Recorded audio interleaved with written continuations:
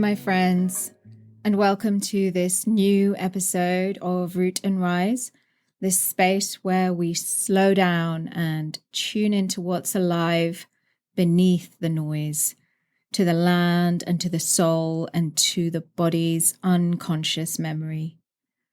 I'm Rohini Walker, and today we're diving into something that may feel a bit challenging, but that's also incredibly alive and ready to be explored, especially as we move through the turbulence of this great turning that we're currently into a new paradigm and a new cycle of time. What I want to talk about today is something that wants to be remembered in our bones and in our cells. I want to talk about how collective amnesia feeds colonialism. And maybe more importantly, what does it truly mean to remember? So let's just pause for a breath before we go on. Let it land you here in your body, in your bones, in your lineage, in your place. Because this conversation doesn't start in the history books. It starts with presence and with how our ability to stay rooted in the present gets severed when memory is erased. So what is collective amnesia? It's more than just forgetting. It's an organized, systemic wiping out of stories, of peoples, of cosmologies, of grief. And even when it's not a total erasure, it's often a silencing, a marginalization, a pushing aside. It's the cutting of a cord that once tethered us to ancestral memory, to the earth, to land-based, place-based ways of knowing and of being. And that's no accident. It's been a tool and a strategy. It's been a deliberate means of domination, because to colonize is about the theft of land, and it's also about distorting and reshaping memory and our capacity to belong. It's about convincing us that our past was primitive and that what came before was irrelevant.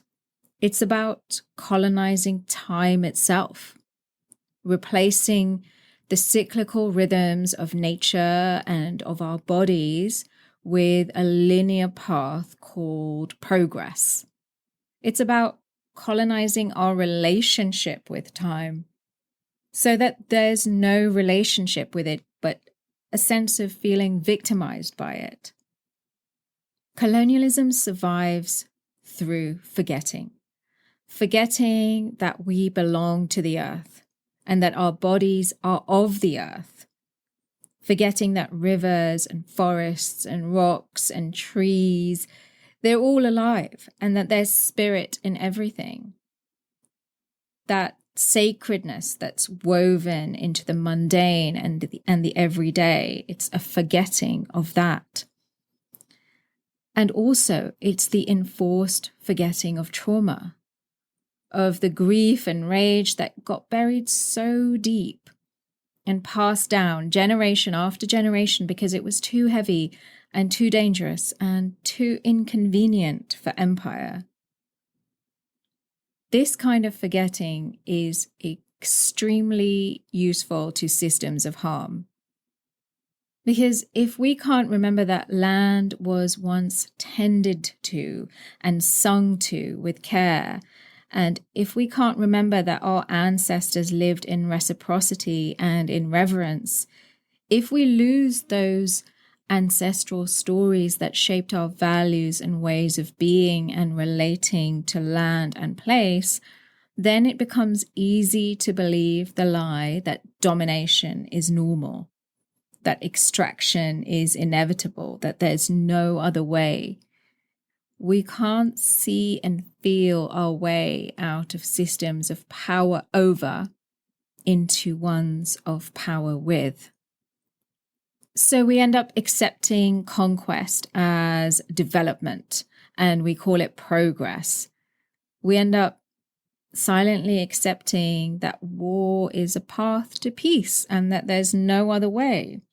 And maybe even we forget that colonization and the colonial systems it gave birth to were and are acts of terror. And once we're that far gone, we become numb. We become disconnected from body, from land, and there's an underlying gnawing anxiety or maybe even dread, but we're unsure why it's there. So we grasp at consumerism, at distractions and addictions, anything to stifle that primal scream inside us that wants to say something is deeply wrong. And instead of facing it, the dominant culture gaslights us and tells us that this is just the way things are. We're forced to normalize the dis-ease in our psyches and bodies, which are calls for us to remember. And we keep clocking in and clocking out, except these days there seems to be less and less clocking out. We're always on and always plugged in and always consuming information and desensitized to the body's signals. We keep feeding a machine that thrives on our amnesia. Because when we forget that our value is infinitely more than our labor, more than our productivity, more than the numbers and metrics that measure our worth and value, we end up complying with systems that drain the life force from us. And without memory and without connection to the Earth's memory, we become isolated and untethered and cut off from deep time, from the ecology of larger cycles of time, and from the long arc of belonging. And without that felt sense of larger belonging, we become susceptible to domination because we've lost the ground that we stand on, literally and spiritually. We even begin to internalize the soulless logics of empire, including things like scientific materialism, which is itself an expression of colonial psychologies. We forget that other ways that don't cause this gaping existential dread and sense of alienation from self and from nature, have always been possible. So let's talk about memory and about whose gets preserved and whose gets erased, because memory, like land, can be colonized.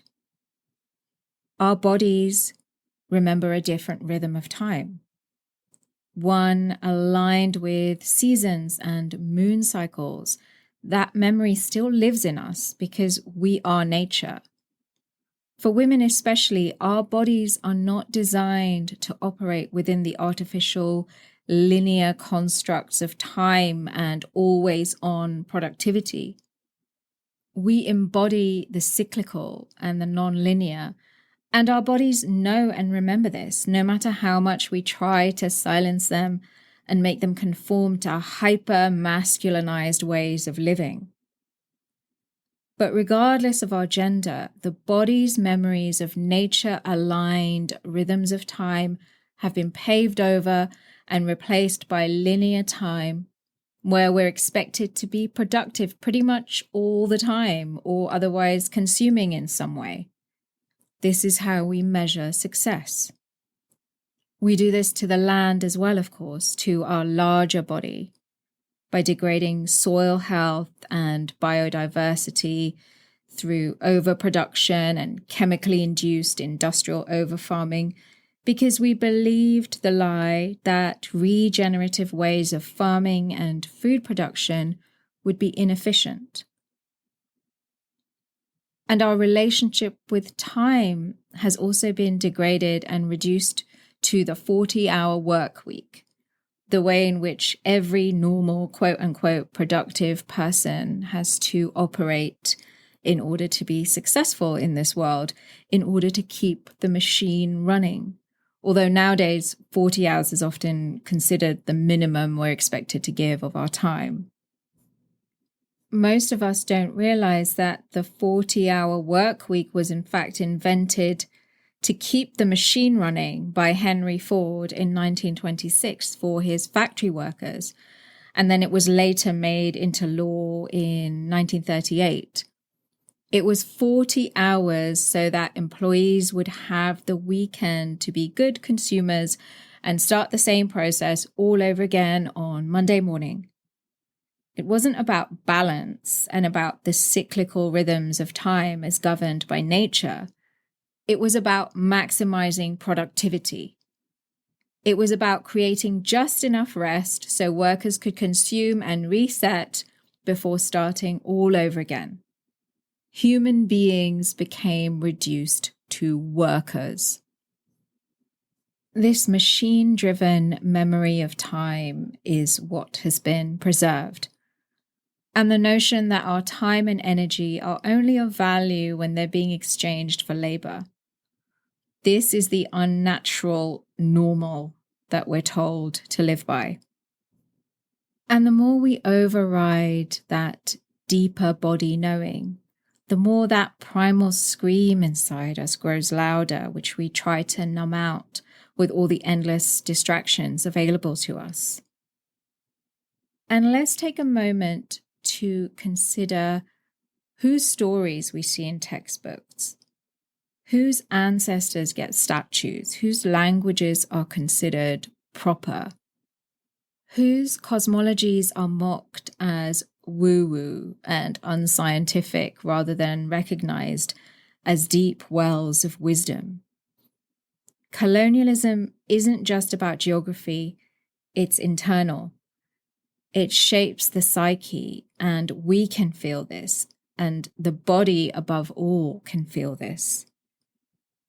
It teaches us that memory begins with empire, and that the sacred lives in dogmatic doctrine and not in the soil.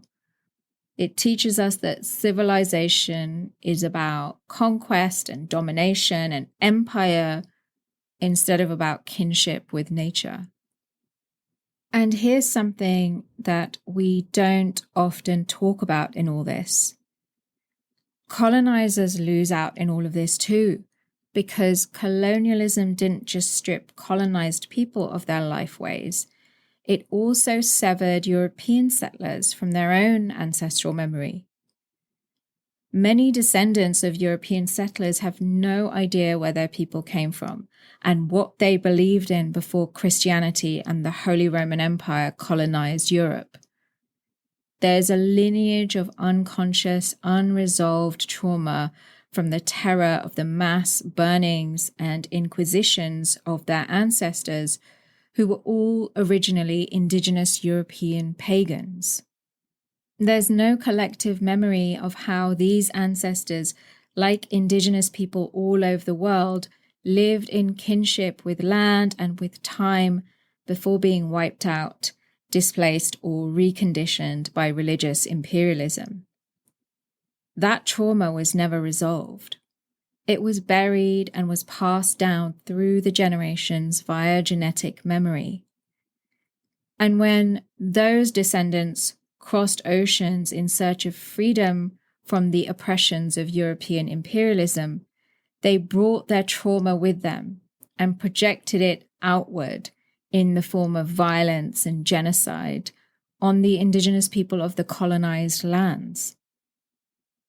That unprocessed ancestral grief and rage of the European settler is deep and often unconscious, and it shows up as defensiveness and fragility, which are essentially trauma responses.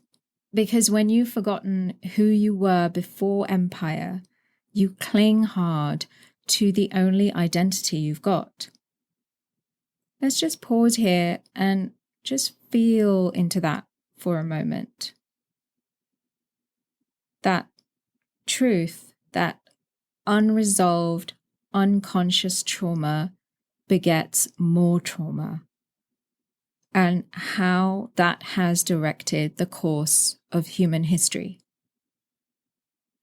Intergenerational trauma didn't start on colonized lands.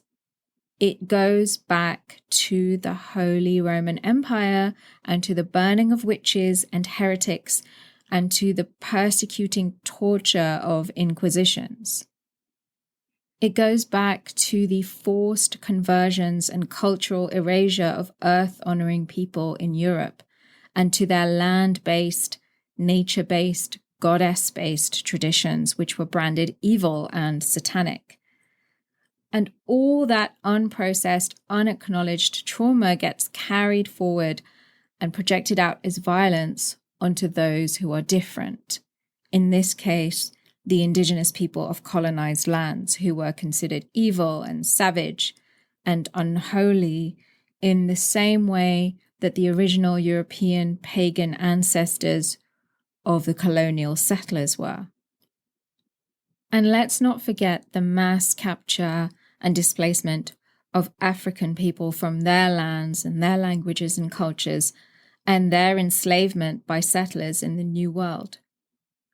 And here too, unresolved intergenerational wounds and unconscious repressed rage from the bodies and nervous systems of European settlers were taken out on enslaved African people.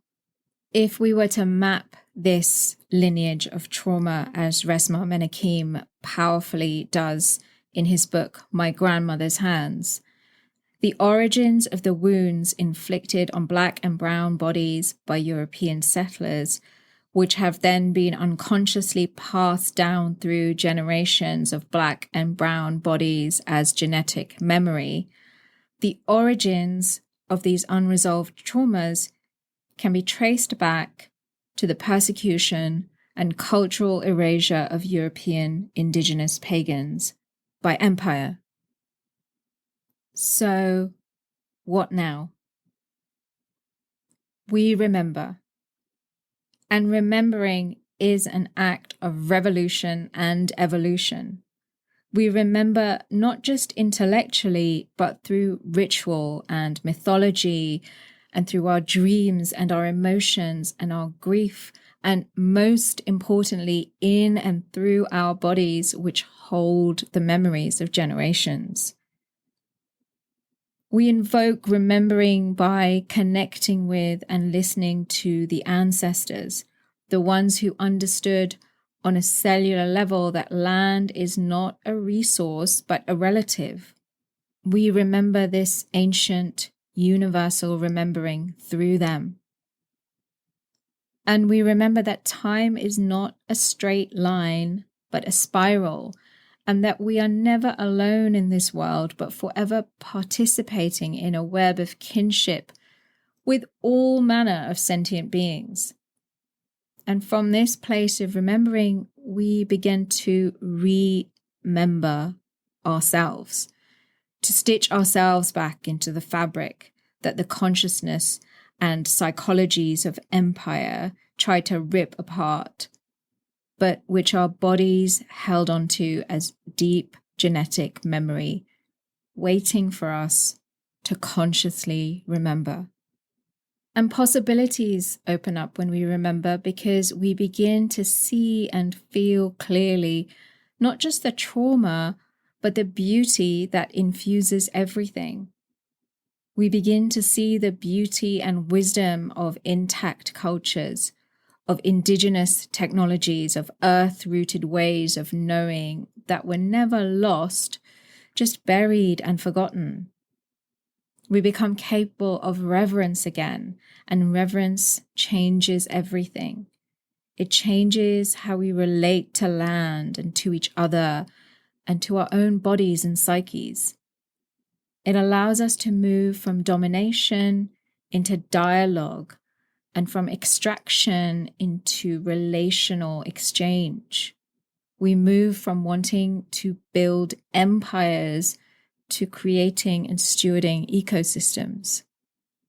As we move into the mystery of this new cycle of time, let's compost this collective amnesia and call up the courage of our hearts and our bodies to remember and to embody this remembering in our choices and our words and our actions. Let's not steward in what's emerging from a place of forgetting. So to close, I invite you to contemplate these simple questions and not to rush to find answers, but to slowly feel into the layers and let the answers be felt and known and revealed in their own time. Where have I forgotten? Where am I ready to remember? What am I ready to remember? And let that remembering be a slow and tender act of reclamation, not just for yourself, but for all of us collectively. Because to remember is to return. To remember in this way is to reroot and rise. So as we near the end of this episode, let's drop into a breath again.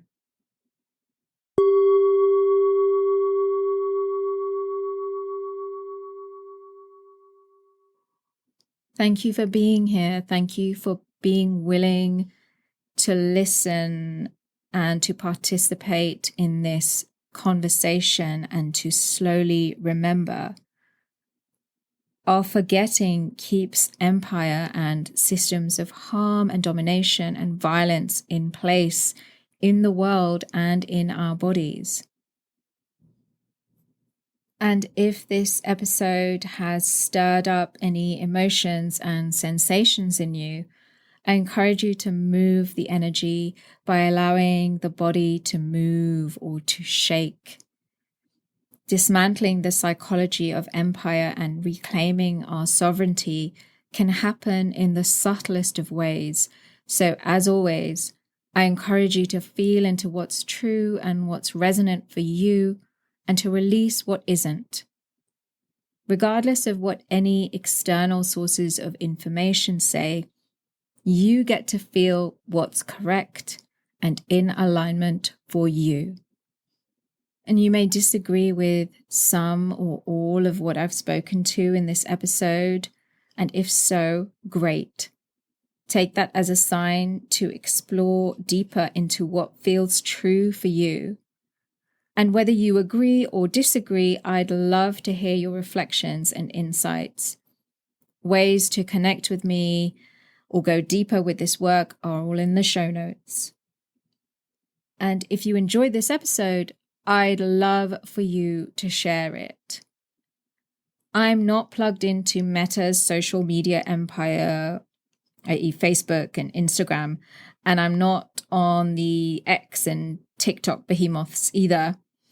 Instead, I've joined the small but growing rank of visionary heretics curious about experiencing life differently, doing life differently, and dissolving all of the survival-based narratives and shoulds around the imperialism of these social media platforms.